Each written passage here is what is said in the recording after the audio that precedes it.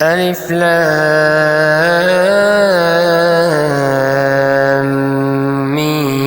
ميم را. تلك آيات الكتاب والذي أنزل إليك من ربك الحق ولكن أكثر الناس لا يؤمنون.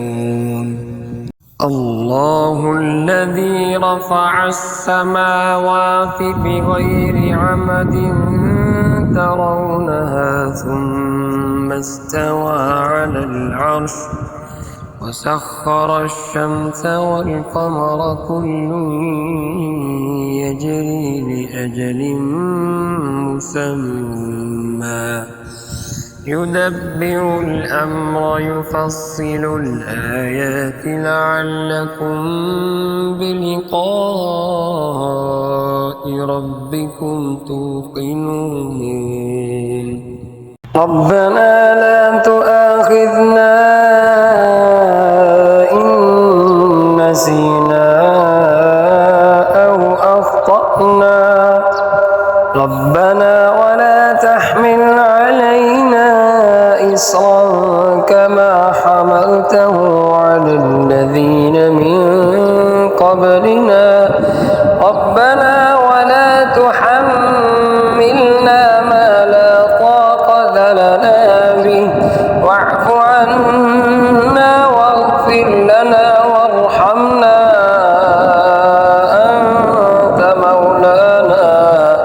أنت مولانا فانصرنا على القوم الكافرين.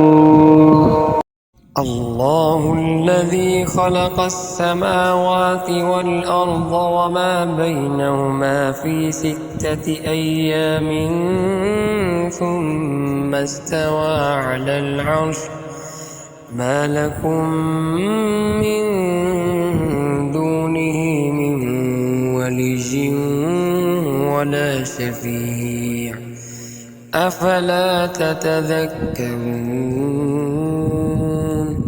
ومن آياته خلق السماوات والأرض واختلاف ألسنتكم وألوانكم إن في ذلك لآيات للعالمين.